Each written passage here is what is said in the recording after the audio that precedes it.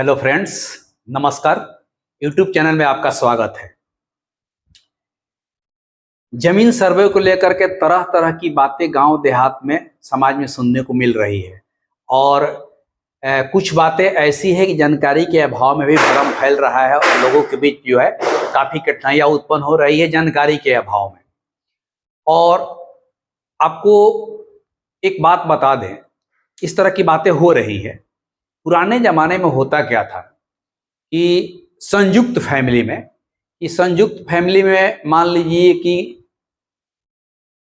किसी एक व्यक्ति के मान लीजिए कि 3 पुत्र हैं, तो होता क्या था कि जब कोई जमीन परचेज किया जाता था तो उसमें से जो सबसे बड़े होते थे उन्हीं के नाम से जमीन क्रय कर लिया जाता था, क्योंकि उस समय नियम था कि अगर बड़े भाई के नाम पर कोई संपत्ति क्रय किया गया है तो उनके सभी भाइयों का बराबर का अधिकार उसमें हो जाता था। उस समय वो नियम था।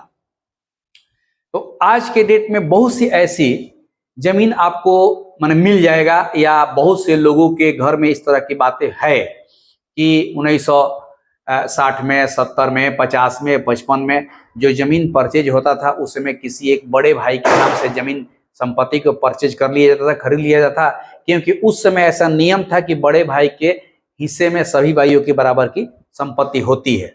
लेकिन आज की तिथि में वो नियम बिल्कुल बदल गया है। आज की तिथि में है कि जिसके नाम पर दस्तावेज है वही उसका पूर्ण रूप से अधिकारी है। अब वह अपने छोटे भाई को देगा कि नहीं देगा, वह उसके विवेक और उसकी ईमानदारी पर निर्भर करता है।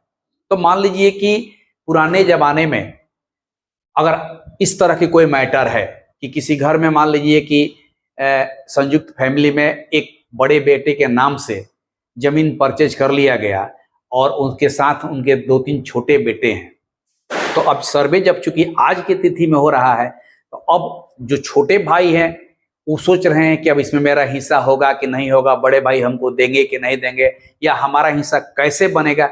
ये सबसे बड़ी समस्या उत्पन्न हो रही है, क्योंकि आज के डेट में स्वार्थ और बेईमानी लोगों में अंदर घर कर गई है, खास करके जमीन जायदाद को लेकर के। तो यह सबसे बड़ी बात हो गई कि अब आपको सोचना है कि अगर आप छोटे हैं, आपको उसमें हिस्सा चाहिए, तो आप कौन सा स्टेप लीजिएगा, कैसे स्टेप लीजिएगा। अगर मान लीजिए कि बाई द वे वो आपको नहीं देते हैं हिस्सा, सर्वे के फॉर्म में आपका हिस्सा नहीं दर्शाते हैं, तो उस कंडीशन में आप क्या कीजिएगा, कैसे आपका निदान होगा, ये वीडियो में एक एक करके मैं आपको आगे बताऊंगा। आप बिना स्किप किए वीडियो को देखिएगा, तब आपको समझ में आएगा कि आप अपना अधिकार कैसे लीजिएगा। तो चलिए हम एक डायग्राम से समझते हैं, क्योंकि डायग्राम से समझाने से होता क्या है ना कि डायग्राम से क्योंकि होता क्या है कि बातें आदमी सुन करके एक बार में भूल जाता है, लेकिन जब डायग्राम दिमाग में घुस जाता है तो सारी बातें याद रखती है।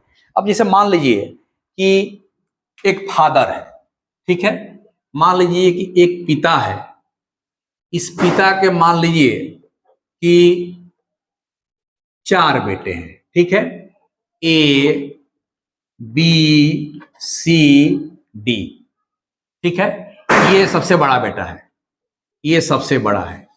तो उस समय यही होता था कि बड़े बेटे के नाम पर संपत्ति क्रय कर लीजिए, छोटा बेटा का हिस्सा ऑटोमेटिक हो जाएगा, ठीक है। तब मान लीजिए कि बड़ा बेटा के नाम से 60 डिसमिल जमीन परचेज कर लिए पिता ने। चूंकि उस समय कोई भी परचेज करता था तब मान के चलिए कि पिता ने परचेज किया, चूंकि पिता घर के मालिक हुआ करते थे। तो मान के चलिए भले चारों भाइयों के कमीनी को मिला करके जमीन खरीदा गया होगा, या किसी एक पिता के कमीनी से ये खरीदा गया होगा, या किसी बड़े भाई के ही कमीनी से खरीदा गया, वो अलग बात है।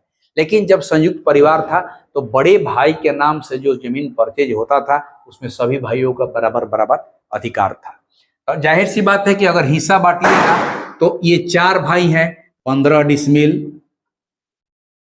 डिसमिल एग्जाम्पल ले हैं, 15 डिसमिल 15 60 डिसमिल हो गया। तो आज के तिथि में अगर सर्वे हो रहा है और बड़े भाई में ईमानदारी है तो निश्चित रूप से जो फॉर्म अपना सर्वे का प्रपत्र 2 भरेंगे उसमें सभी भाइयों का नाम दर्ज करके और सभी का हिस्सा जो है 15-15 डिसमिल दिखा देंगे, या 60 डिसमिल में 4 अंश समान दिखा देंगे। वही लिखने का तरीका है, 4 अंश समान का ऑटोमेटिक हो गया 15-15 डिसमिल। लेकिन अगर मान लीजिए कि उस भाई के अंदर बेईमानी है, वह इनको नहीं देना चाहता है, अब आज की तिथि में तो नियम बदल चुका है, आज की तिथि में ऐसा नियम नहीं है कि आपका नाम पर दस्तावेज है तो आपको बांटना ही पड़ेगा, वो अकेले भी अपने नाम पर सर्वे करा लेगा, आप कुछ नहीं कीजिएगा।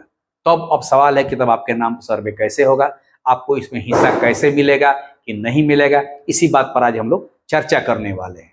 तो देखिए समझ लीजिए, रिविजनल सर्वे हुआ था RS 1970-71 के बीच में रिविजनल सर्वे हुआ था, ठीक है। तो मान लीजिए कि आपका संयुक्त परिवार में जो जमीन का परचेजिंग बड़े भाई के नाम से हुआ, अगर इससे पूर्व वह परचेज है, तो जब रिविजनल सर्वे हुआ था उस समय सर्वे में आपके चारों भाई का नाम दर्ज किया गया होगा। रिविजनल सर्वे में चारों भाई का नाम दर्ज किया गया होगा उस खतियान में, रिविजनल खतियान में। भले दस्तावेज आज के डेट में है आपके पास, तो एक आदमी के नाम से उसमें दस्तावेज है, चारों आदमी का नाम उस पर नहीं खुला हुआ है। तो उस समय आप देख लीजिए कि जो 1970-71 के पहले का परचेजिंग है, तो 1970-71 के रिविजनल सर्वे में जो सर्वे हुआ उसमें चारों आदमी का नाम उस खतियान में दर्ज हुआ होगा। तो आप रिविजनल सर्वे का खतियान निकाल करके देख लीजिए, अगर आपके चारों आदमी का नाम दर्ज है तो उतना ही काफी है सर्वे में आपका हिस्सा दर्शाने। नंबर 1 बात हो गई। फिर समझिए कि 1970-71 में रिविजनल सर्वे हुआ, अगर उससे पहले का परचेजिंग है, मान लीजिए 69 का है, 65 का है, 60 का है, 50 का है, उस समय अगर आपका परचेजिंग है, तो 70-71 में जब सर्वे हुआ तो निश्चित रूप से सभी भाइयों का उसमें नाम दर्शाया गया होगा। तो आप रिविजनल सर्वे का खतियान निकाल करके देख लीजिए कि उसमें नाम है कि नहीं। अगर है तो उतना ही पेपर काफी है आपका हिस्सा आज के तिथि में लेने के लिए। ये नंबर हो गया। उस समय और क्या होता था, चूंकि ईमानदारी थी, तो जब रसीद कटता था तो आप देखिएगा पुराने रसीद में एक ही रसीद पर 3, 4, 5 व्यक्तियों का नाम लिखा रहता था। माने कि अगर 4 भाई है तो चारों, बड़ा भाई का नाम पहले, छोटा भाई का नाम फिर लिखा रहता था। क्यों? क्योंकि उस समय क्या था कि मान लीजिए कि अगर बड़े भाई के नाम पर जमीन है और सभी भाई उसमें हिस्सेदार है, तो इनका कहना था कि लगान का पैसा हम ही क्यों देंगे, लगान का पैसा सब व्यक्ति को मिला करके देना होगा, क्योंकि सभी लोग हिस्सेदार है। तो वहां पर रसीद कटवाते समय रसीद पर सबका नाम दर्ज हो जाता था, A का, B का, C का, D का वगैरह करके नाम दर्ज हो जाता था। तो अगर आपके रसीद में इस तरह की बातें हैं, पुराने रसीद में, कि इनके नाम के साथ इनका नाम वगैरह भी लिखा हुआ है, तो वह रसीद भी आपके नाम पर आज के डेट में दवा प्रस्तुत करने के लिए काफी है। यानी कि व्यक्ति A के नाम पर भले दस्तावेज है, लेकिन रसीद में चारों भाई का नाम वगैरह करके लिखा हुआ है, तो उस रसीद के आधार पर आज की तिथि में जो नया सर्वे हो रहा है उसमें आप दवा प्रस्तुत कर सकते हैं।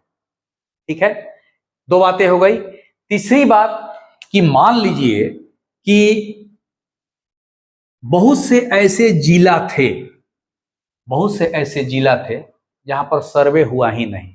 मतलब रिविजनल सर्वे में सब जगह सर्वे नहीं हुआ, हमको लगता है कि ठीक से याद नहीं है, लेकिन हमको लगता है कि 20 से 25 जिला में सर्वे हुआ, बाकी जिला में सर्वे नहीं हुआ। और 20 से 25 जिला में भी सर्वे हुआ तो कहीं का सर्वे फाइनल हुआ, कहीं का सर्वे फाइनल नहीं हुआ, ये सारी समस्याएं आ सकती है। तो उस कंडीशन में भी आपका जो परचेजिंग है, जो डीड का परचेजिंग है, उसके ईयर से आप दवा प्रस्तुत कर सकते हैं, क्योंकि जिस ईयर में आपका जमीन परचेज हुआ है उस ईयर में वह नियम लागू था कि बड़े भाई के नाम पर अगर कोई जमीन है तो उनके जितने भी भाई हैं वो सब उसके बराबर के हिस्सेदार होंगे। नंबर 1, तो अगर मान लीजिए कि वहां का सर्वे फाइनल नहीं हुआ, रसीद पर भी आपका नाम नहीं है, तो अब आपको दवा प्रस्तुत करने का और दवा प्राप्त करने का या अधिकार प्राप्त करने का एक उपाय है कि उस दस्तावेज पर आप देख लीजिए कि कब का आपका बना हुआ है दस्तावेज, और उस समय में, चूंकि उस पीरियड में जब वह नियम लागू था, तो आप अपना कानूनी तौर पर दावा प्रस्तुत कर सकते हैं न्यायालय के माध्यम से, क्योंकि जिस समय का वह परचेज था उस समय यह नियम लागू था। तो उस कंडीशन में जब कुछ भी नहीं है तो आप दस्तावेज के ईयर के आधार पर आप अपना दावा प्रस्तुत कर सकते हैं कि उस समय जो हमारे पिताजी के द्वारा जमीन परचेज किया गया था बड़े भाई के नाम से, जिसमें हमारा भी हिस्सेदार होता था, और आज की तिथि में हमको सर्वे कराना है, तो इसमें हम अपना दावा प्रस्तुत कर रहे हैं।